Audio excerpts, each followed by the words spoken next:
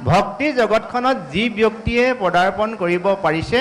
তেওঁ এই বিশ্ব ব্ৰহ্মাণ্ডত মনুষ্যতৰ পৰা পথ উত্তৰণ ঘটাব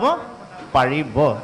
আৰু মনুষ্যতৰ পৰা প্ৰত্যেকজন মানুহে আমি উত্তৰণ ঘটাব লাগিব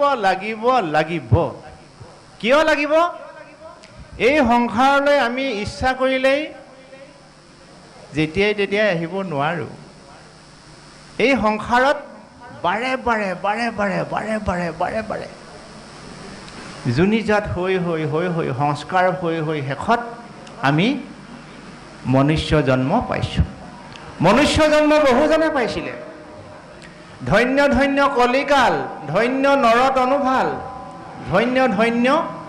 ভাৰতবৰ্ষ এই ভাৰতবৰ্ষত এই কলিযুগত এই নৰতনু পোৱাটো দেৱৰো বাঞ্ছনীয়